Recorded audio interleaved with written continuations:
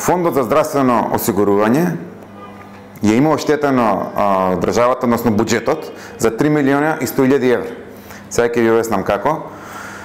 Пред неколку месеци ставени се на поминато на управен одбор на фондот. Ставени се лекови на позитивна листа од генерики кои што моментално се достапни во аптеките, меѓутоа ставени се нови лекови, збориме за европски лекови регистрирани во Европската унија, кои потоа кога се поминати на управен одбор на фондот за ставање на позитивна листа, се одобрени од министерство, односно се потпишени од министерот.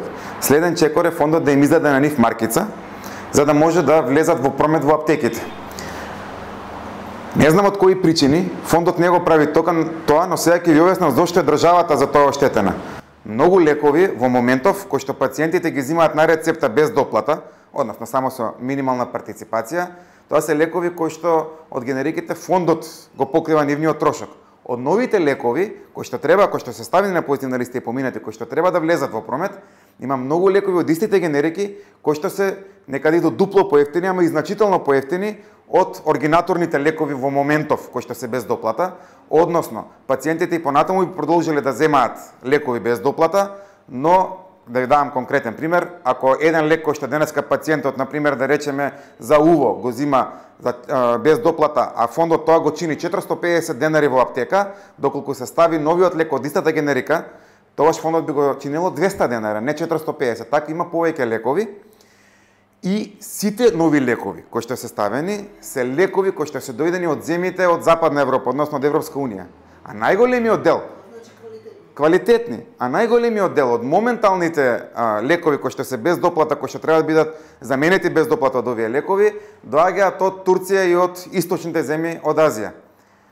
Има некој оправдување на фондот дека доколку се случи ова, оригинаторите кои што сега ги земаат пациентите ќе мора да ги земаат со доплата, бидејќи ќе имаме поевтини лекови, а некои пациенти биле научени на тие оригинатори.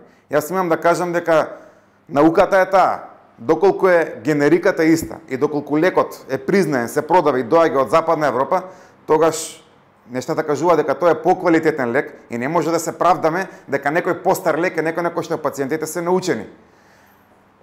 Пак ќе се запрашам, кои се причините на фондот, раководството, управниот одбор да го прави ова, да не ги става овие лекови во промет, бидејќи не држи објаснувањето дека оригинаторите ќе поскапеле. Имаме понови и помодерни лекови.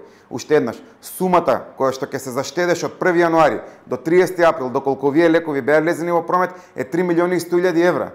Например, тоа е сума која што може да се употреби за пациенти со ретки болести. Имаме ситуација каде што се уште пациентите со ретки болести не ги добиваат соодветните лекови, соодветната терапија. Има многу пациенти кои што добиваат застарени терапии, има пациенти кои што воопшто не добиваат терапија. Се работи за пациенти на кои што им требаат, например, 2-3 илјади евра месечно. Има повеќе ретки болести кои што имаат 1, 3, 5, 7 пациенти во државата, што не би ја коштало многу државата, меѓутоа се уште фондот не делува да ги обезбеди тие пациенти со современ или со било каков лек, а гледаме тука дека 3 милиони и 100 илјади евра се фрлаат во ветер заради некакви други причини. Моменталната распределба на квотите за лекови на рецепт во аптеки е неправилна. Односно, моменталната распределба ја прави оваа ситуација.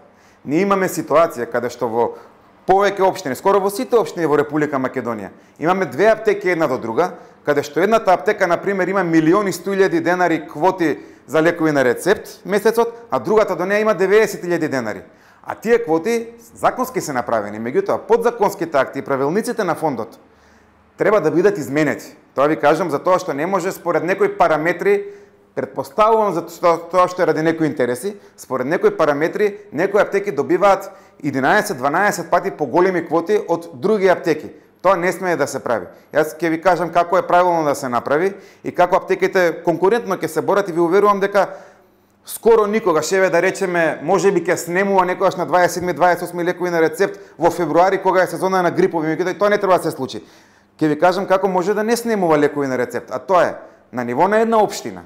Секоја аптека, без разлика колку аптеки се регистрирани за работа со фонд, секоја аптека треба да добива исти квоти, односно иста сума на пари за издавање на лекови на рецепт. Во моментот што се случува?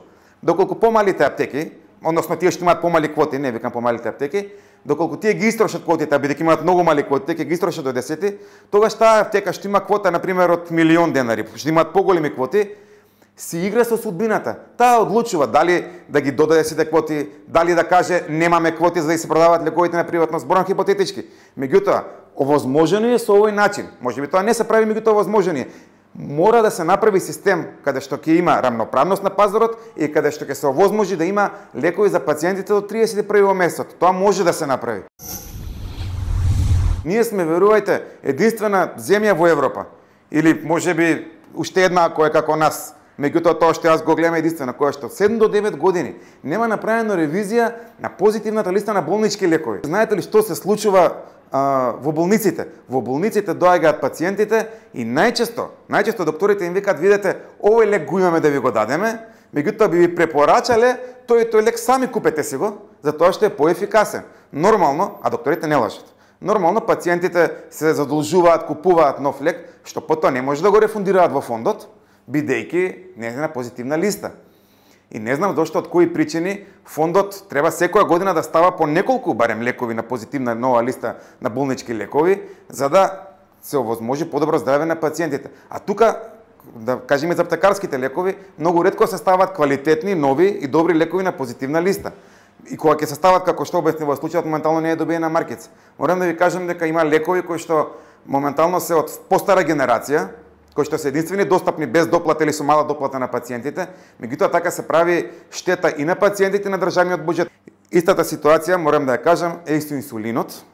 Се жалат пациентите и на квалитетот на инсулинот. Прво, имаме недостаток на инсулин моментално, а тоа е затоа што некој кој што добил за паралелен увоз на инсулин, не ги испорачува количините кои што се има обврзано кон Министерството да ги испорачува количините, а Министерството прекутно тоа го одобрува. Се уште има многу пациенти кои што се жалат дека тој инсулин од паралелен увоз не им ја надоместува инсулинот како што им го наместувал оригиналниот инсулин. Односно, инсулинот од паралелниот увоз се жалат дека не е квалитетен како што би требало да биде.